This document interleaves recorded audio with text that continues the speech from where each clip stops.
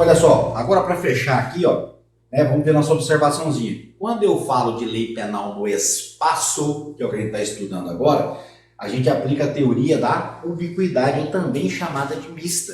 Né? Lembra que nós estudamos as teorias anteriores lá? A teoria da atividade, do resultado, ubiquidade ou mista? Pronto. Então, quando eu falo de lei penal no tempo, teoria da atividade. Agora, lei penal no espaço, teoria da ubiquidade, que é aquela que considera ser praticado o crime no momento da ação ou omissão, que se aplica aos crimes de espaço máximo, aquele que, às vezes, ocorre que a conduta é num país, né? Ação ou omissão num país e o resultado em outro.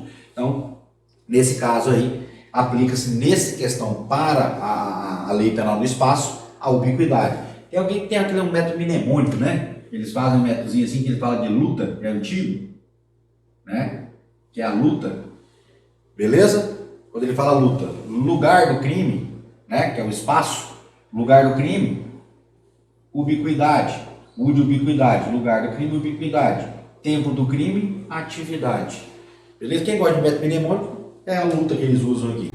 Agora, vamos dando seguimento, vimos aí a territorialidade, né? Vimos o que é território nacional e agora vamos para a nossa extraterritorialidade. Agora sim, fiquem tranquilos, sentem aí, de forma, respira fundo e vamos devagarzinho, que você vai ver que isso aqui não é difícil. O CESP tem uma maneira específica de cobrar esse tópico, né, da extraterritorialidade.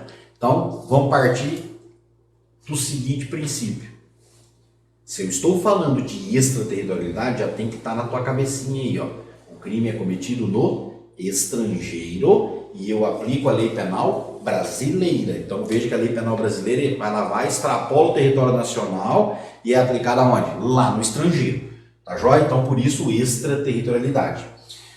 Nossa extraterritorialidade ela tem previsão no nosso artigo 7º, tá? Artigo 7º do Código Penal, tá? Artigo 7º do Código Penal.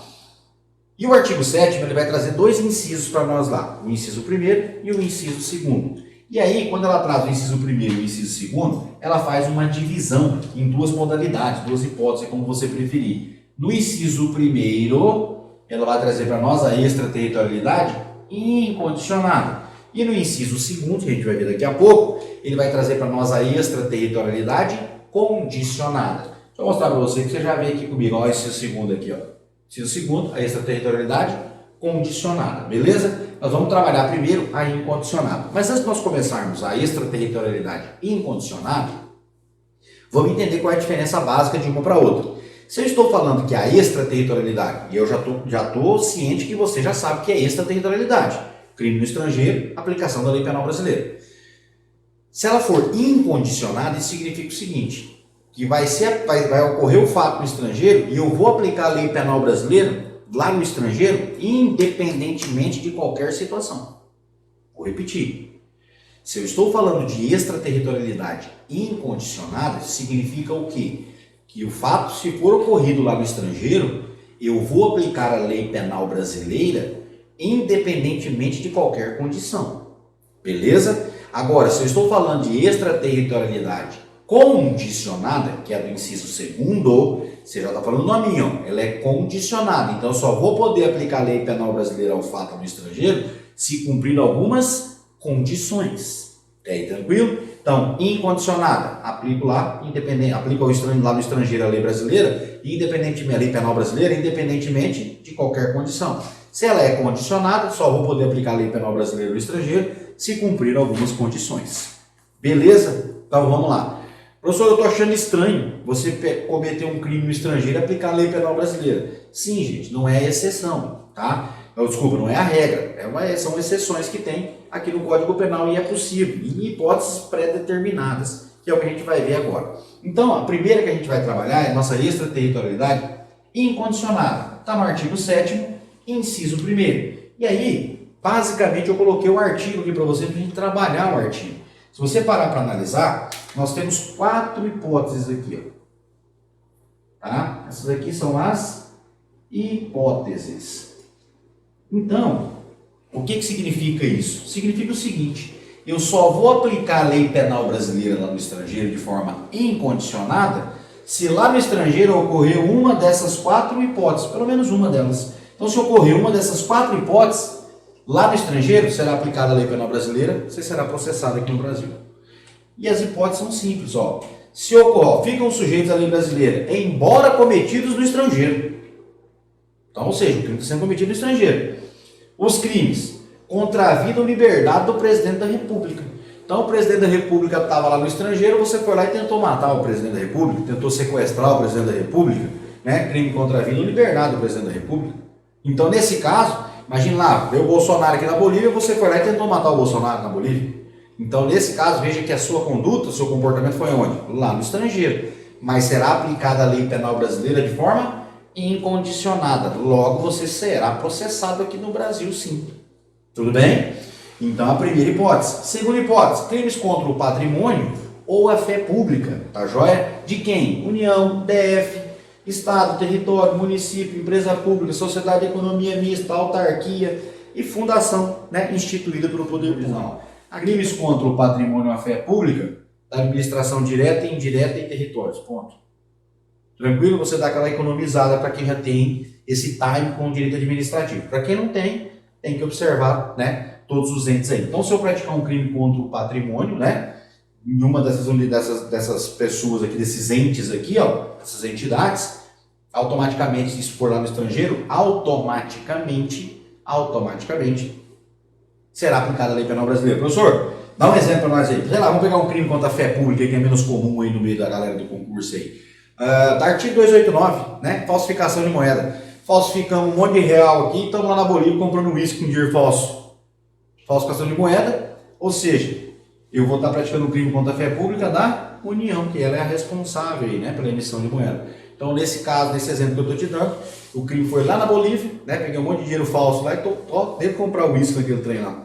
Estou botando em circulação, sabendo, né, que é verdadeiro e tal, sabendo da falsidade, melhor dizendo, do dinheiro, e estou lá comprando. Então, nesse caso aí, ó, acabei de praticar um crime contra a fé pública na União, lá na Bolívia. Então, mas mesmo assim eu seria o quê?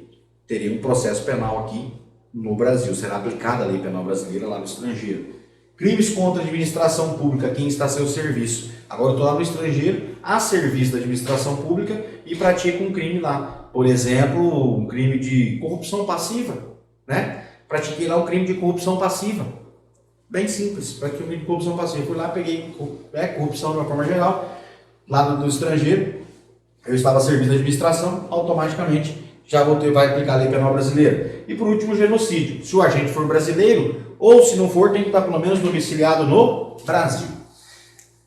Comentei com você as 4 hipóteses, né, que se forem realizadas, cometidas lá no estrangeiro, qualquer uma delas vai ser aplicada a lei penal brasileira para você, independentemente de qualquer condição, porque ela é incondicionada.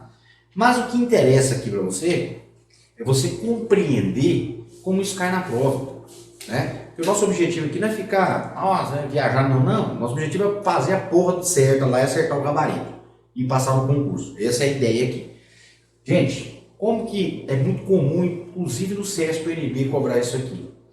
Ele vai pegar as hipóteses que a extraterritorialidade é incondicionada, vai jogar a hipótese, uma das formas, né? Ele vai pegar uma das hipóteses da incondicionada, que já sabe que vai ser aplicada a lei brasileira, independente da lei penal brasileira lá no estrangeiro, independentemente de qualquer condição. Ele vai pegar uma das hipóteses e vai vir aqui com você, ó, e vai falar que precisa de alguma hipótese.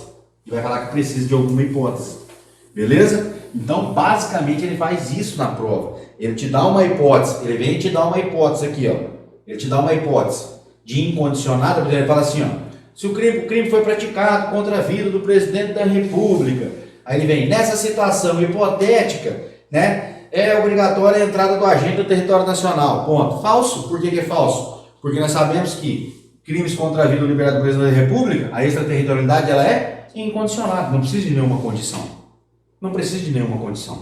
Tá joia? Então, qual é o caminho? E eu utilizei esse caminho, tá? Quando da época que eu ainda estudava para concurso público, né? Eu estudava para o concurso para delegado ainda naquela época. O que eu fiz aqui deu super certo. Basicamente você mata todas. Eu memorizei as 4 aqui, ó. Decoreba do brabo mesmo, tá? Eu memorizei as 4, acabou. Quando ele jogava para mim uma hipótese, né, está incondicionada. Aí quando eu já li aquela hipótese, que eu sabia que era da extraterritorialidade incondicionada, porque eu memorizei, beleza? Eu só esperava ela falar assim, ó, se precisa da condição ou não precisa. Se ela falava que precisava da condição X, falsa. Se ela falasse que não precisava da condição X, verdadeira. Basicamente é isso aí que resume essas questões. Tudo bem? Bem tranquilo? Fácil? Então, vamos seguindo. E agora vamos ver o artigo 7º, inciso 2º, né? Que é a nossa extraterritorialidade condicionada. Aqui já muda a conversa.